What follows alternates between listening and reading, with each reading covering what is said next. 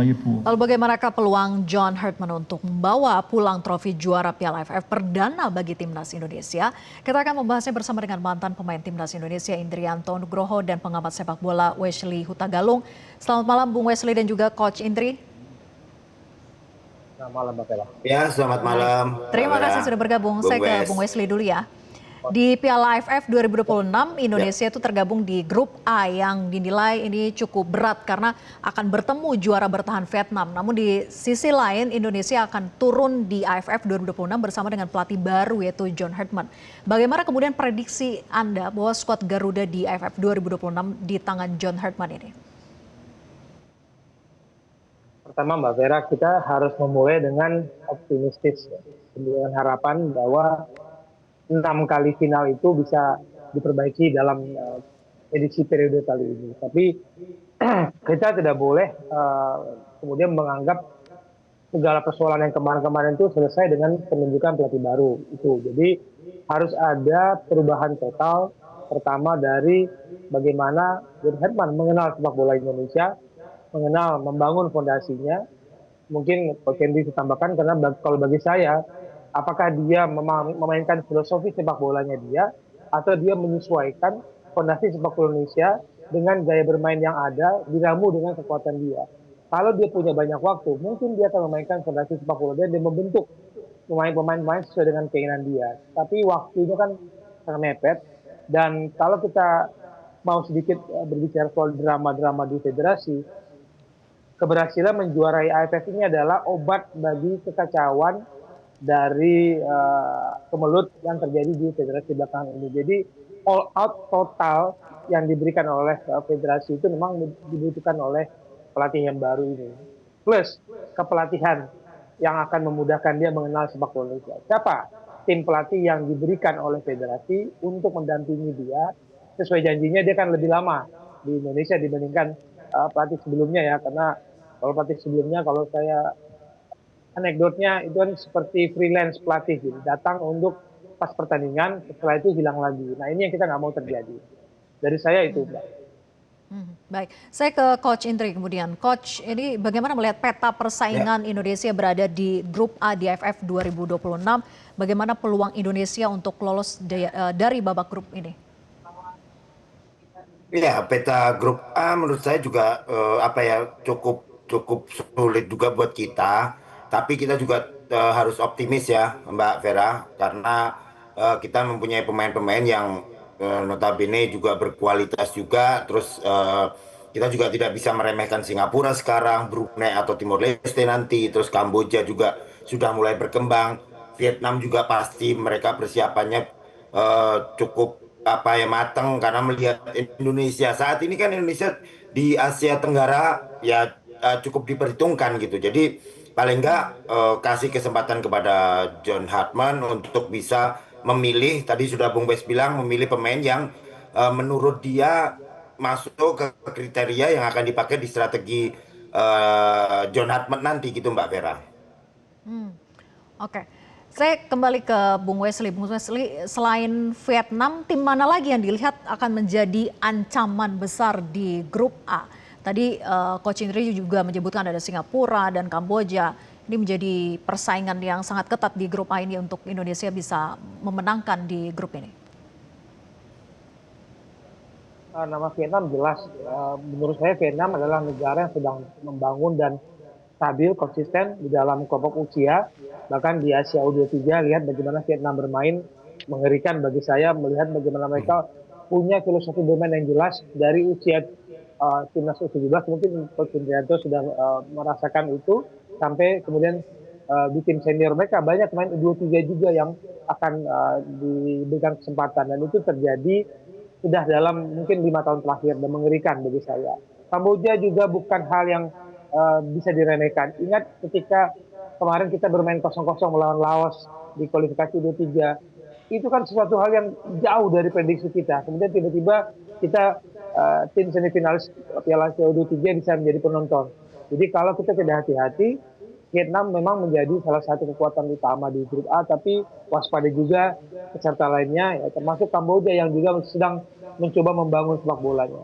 di saya Mbak Vera di Asia Tenggara itu saya membagi Indonesia, Thailand, Vietnam itu dalam kategori atas, lalu di bawahnya itu uh, Malaysia, Singapura, Filipina, lalu akan mengejutkan itu Kamboja, Laos dan yang lainnya. Jadi kalau tidak hati-hati, kita lihat bagaimana tim lain berkembang dan kita hanya kemudian sibuk dengan drama-drama dan kericuhan di federasi. Jadi kita tidak boleh terlena.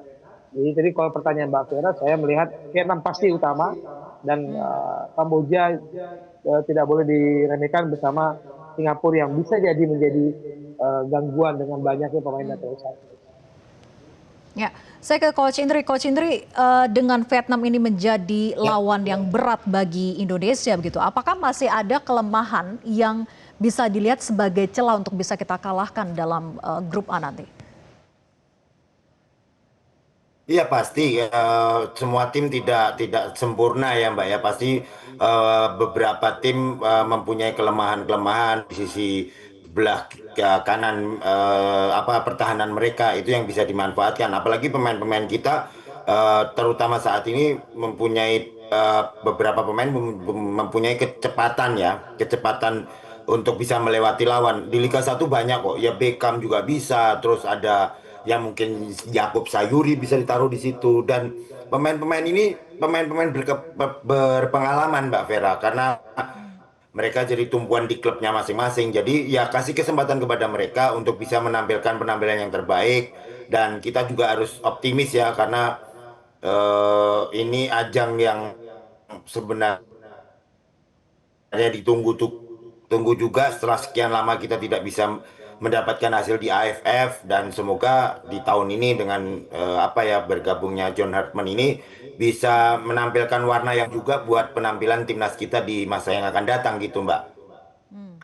Baik, saya ke Bung Wesley lagi. Bung Wesley, pemanggilan pemain timnas Indonesia untuk Piala AFF ini kan kerap menemui kendala karena turnamen itu berlangsung di luar agenda FIFA. Nah, jadi ada peluang klub-klub ini tidak akan melepas lah ya pemain timnas Garuda yang bermain di Eropa, terutama tier-tier atas lah ya. Pertama seperti J.I. Jazz ataupun juga Tom Hai misalnya, Kevin Dix. Nah, apakah akan jadi kendala bagi Hartman nantinya? Kalau kendala memang pasti, tapi dia sudah mengatakan ini ada sebuah tantangan kan. Bagi saya dengan bulan Juli dan Agustus diselenggarakan, memang tim-tim di Eropa itu bisa ada dua hal, masih menikmati liburan atau sudah masuk preseason persiapan pramusim. Nah, kalau pemain ini meninggalkan tim ini ketika sedang dalam pembentukan, masa pembentukan, dia khawatir tidak mendapatkan tempat lagi. Itu sebuah tantangan yang harus kita hadapi karena klub berhak tidak melepas pemainnya ketika turnamen ini bukan masuk kalender FIFA. Tapi kan di dalam negeri kita bisa mengoptimalkan semua tim melepas pemain terbaiknya, Mbak. Dan isu-isunya kan masih banyak tuh pemain naturalisasi yang lebih ngetok pintu klub Indonesia supaya bisa masuk di paruh kedua ini ataupun nanti di musim depan, dan kalau itu terjadi mereka bisa all out untuk tim nasional. Itu bisa menjadi sebuah keuntungan yang tidak dimiliki oleh Sintayong di edisi sebelumnya ketika kita gagal lolos dari fase grup. Karena mainnya di Desember 2024 itu. Oke, saya ke Coach Indri. Coach, bagaimana tanggapan Coach Indri terkait dengan sosok John Hartman yang memang tidak bisa dipungkiri begitu ya, kita ketahui minim jam terbang untuk melatih di Asia, sedangkan yang kita akan hadapi adalah Piala AFF yang terdekat.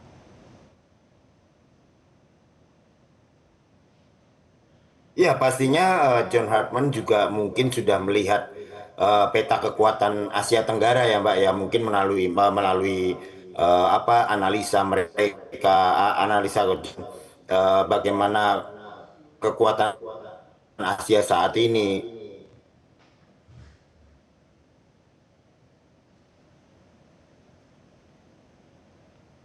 Coach Indri, masih terhubung?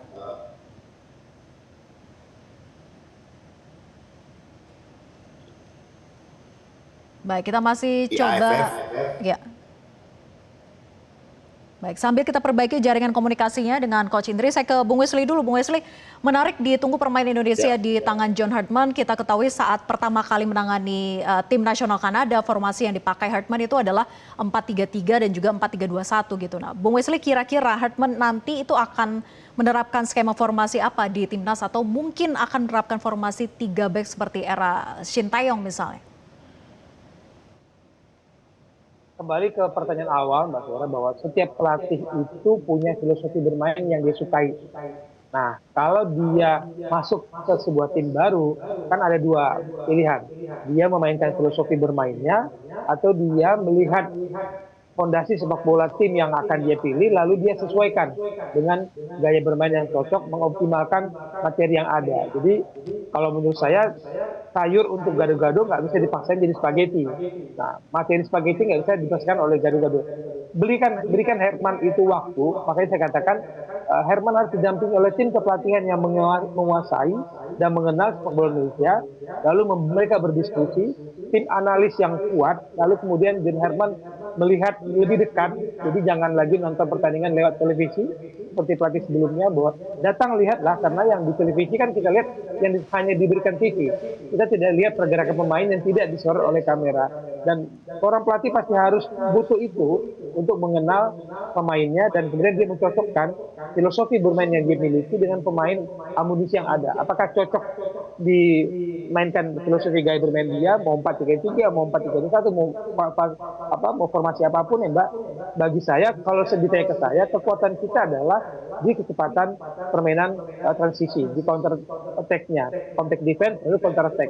Kalau misalkan Herman bisa menemukan gaya bermain baru yang kemarin sudah kita lihat dimainkan oleh Coach Shin Tae-yong, bisa jadi itu hasilnya lebih baik. Tergantung, jadi dia punya tim kepelatihan bisa nggak memadukan itu, dan dalam waktu yang singkat, hanya 2 pertandingan di bulan Maret, lalu ujiannya ada di Juli dan Agustus, dan ini ujian juga bagi ketum PSSI Pak Erik setelah gagal di Piala Dunia dan SEA Games. Jadi ini memang tidak boleh salah langkah, tidak boleh salah pilih tim kepelatihan, dan tidak boleh salah strategi game plan gaya bermain yang jangan dipaksakan kalau nggak cocok buat pemain-pemain kita. Ke saya itu. Baik, kita nantikan bersama bagaimana ramuan dari pelatih John Hartman ini nantinya ya, terutama di Piala AFF 2026. Terima kasih Coach Indri maupun juga Bung Wesley sudah bergabung bersama kami. Selamat malam.